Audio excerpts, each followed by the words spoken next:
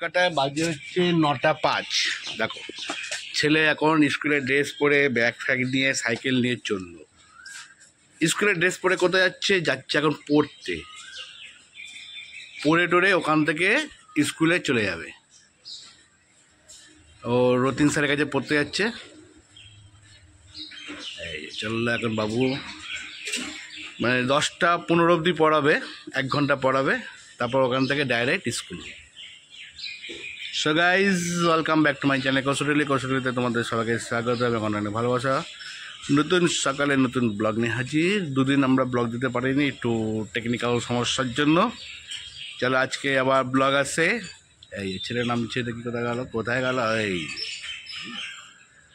ওদের গুণধর বাবু চললো স্কুলে। তো ছেলে এখন স্কুলে যাক। আর রান্নাঘর থেকে টুংটাং পুংপাং করে আওয়াজ হচ্ছে। কিসের আওয়াজ হচ্ছে একটু দেখে নিই। একে তো আমাদের চিমনির আওয়াজ, সেই স্পেশাল আওয়াজ চিমনি। আর এদিকে হচ্ছে ডাঁটা, এদিকে হচ্ছে আলু হয়ে গেছে। আউ এদিকে মাছু হচ্ছে মাছু। আর টিফিন দেবো। ভাজা হয়ে গেছে। চলো মাছ হলেই হয়ে যাবে। ভাত হয়ে গেছে, শুধু মাছটা তরকারিটা শুধু মাছটা হলে হয়ে যাবে। তাতে চলো টিফিনটা খেয়ে নিই, বেড়াবো। চলো গাইজ, চলে গেছে। হ্যাঁ চলে গেছে। তোমরা স্ক্রিপ্টটা করে দেখতে থাকো, আমাদের সঙ্গে থাকো। বাজে চলে আসলাম দুপুর সকালে ব্রেকফাস্ট নিয়ে। এদিকে ঘুগনি, লুচি আর চা। এটা হচ্ছে আজকে আমাদের সকালে জল খাবার। চলো গাইজ, সাথে করে জল খাবার খেয়ে পালাই। একেবারে টিফিন আমি পুরো রেডি করে দিয়েছি, কারণ আমি চা খেতে বসলেই ও তাড়াতাড়ি লাগে। ওই কারণে আমি বললাম না, একেবারে তোমার টিফিনটা আমি রেডি করে দিই, করে তারপরে আমি খেতে বসি। তা এখন বাজে 9:40। আজকে অনেক তাড়াতাড়ি হয়ে গেছে। দাদাভাই এখন খেয়ে দিয়ে একটু রেস্ট নেবে, নিয়ে তারপর স্নানে যাবে। চল পরে আবার দেখা হচ্ছে। রান্না তো হয়ে গেল। মাছের ঝোল করলাম সজনা ডাঁটা আলু দিয়ে, টমেটো জিরে, গোটা জিরে দিলাম, তেজপাতা, গোটা গরম মশলা, আর শোন না একটু আনতাম আদা আজকের তরকারিতে দেবো বলে সেইটি আদাগুলো আনলাম না, 100 আদা, ভেতরে না পুরো পচা। এবার মানে পচা আদার গন্ধ তো খাওয়া যায় না, দেখবে সব খাওয়া যায়। পচা আদা, আলু আর পেঁয়াজ এগুলো না কোনোটাই খাওয়া যায় না। তাই আদাগুলো সব ফেলে দিলাম, শুধু রসুন আর একটা পেঁয়াজ দিয়ে করলাম তরকারিটা, মাছের তরকারি। আর শিম আলু ভাজা করলাম। হয়ে গেল আমার রান্না কমপ্লিট। এবার আমি আর বাদ বাকি কাজগুলো করব। আজকে বিছনা চাদরগুলো সেই তোলা আছে, ওইগুলো কাচতে দেবো। তা মেশিন চলছে, সকালের কাপড় জামা রয়েছে সেগুলো চলছে, ওইগুলো হয়ে যাক, তারপরে আবার মেশিনে দেবো। চলো পরে আবার তোমাদের সাথে দেখা। দাদাভাই এখন বেরিয়ে যাচ্ছে না, কে ফোন করেছে? বাবা জি এত তাড়াতাড়ি? আস্তে আস্তে যাও। কি রোদ উঠেছে, জামা কাপড় সব মেলে দেবো। স্নান আমার কমপ্লিট হয়ে গেছে, আর মোটামুটি ঘরের কাজ আমার কমপ্লিট। আর রান্না তো সেই 9:45টার সময় হয়ে গেছিলো। তা এখন বসে আমি একটু ফেসবুকে কাজ করব, একটু ভিডিও আপলোড করব, শর্ট আপলোড করব। এই করতে করতে আমার তো টাইম চলে যাবে পাক্কা 2 ঘন্টা। তার মিডিলে আমি একটু লাঞ্চ সেরে নেবো। লাঞ্চ করা এখন দেরি আছে, এখন বাজে 12:15। তা আমি কাজগুলো করে নিই, আর তোমাদের সাথে পরে আবার দেখা হচ্ছে। আর এখন দাদাভাই আবার একটু ফোন করলো আমাকে, যে আমাদের যে আগে খাবার নিতেন ডি স্যার, ওনার রেফারেন্সে একজন ভদ্রলোক, মানে উনি একাই থাকে, তা উনি রিকোয়েস্ট করছে যে রান্না খাবার নেবে। তা একার জন্য দাদাভাইকে আমি বললাম, তুমি যদি অফিস যাওয়ার আগে দিতে পারো তাহলে আমার করে দেওয়া কোনো অসুবিধা নেই, আমি তাহলে করে দিতে পারবো। এবার তুমি যদি তোমার মানে আমার তো লোক নেই দিয়ে আসার জন্য, তাহলে দাদাভাইকেই করতে হবে। তাহলে দাদাভাইকে তাহলে একটু আরও আগে, আধা ঘন্টা আগে বেরাতে হবে, কেন লাবণী থেকে আবার চলে যাবে অফিসে। তাই জন্য দাদাভাই যদি পারে তাহলে এটা নেব।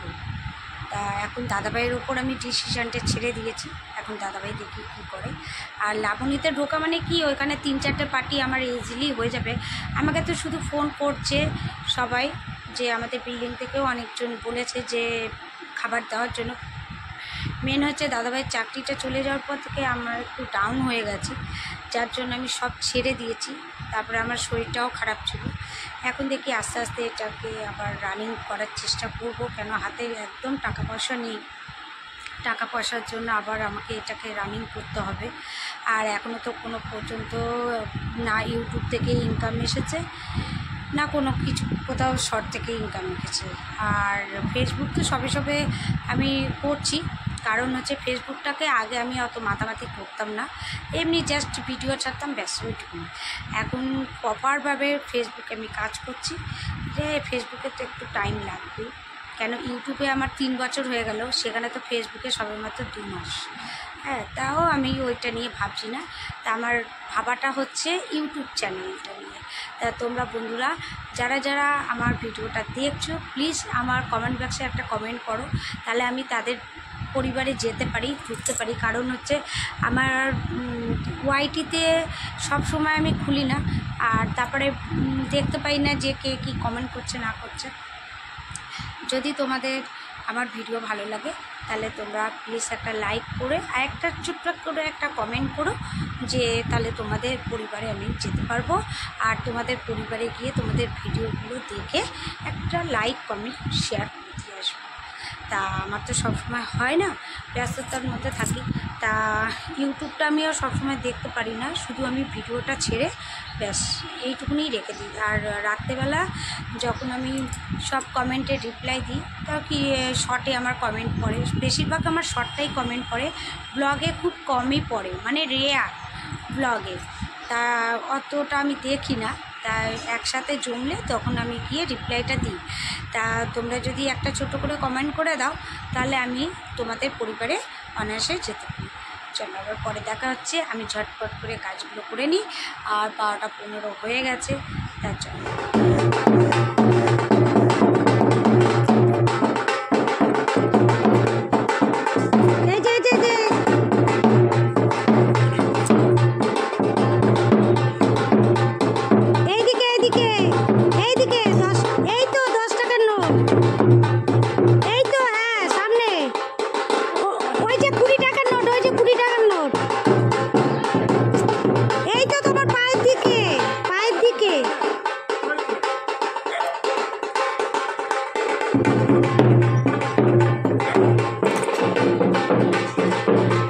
শাড়িটা এখন বার করলাম, এটা সেই ছোটো কাকি শাশুড়ি দিয়েছে। এটা এখন ব্লাউজ পিসটা কাটবো,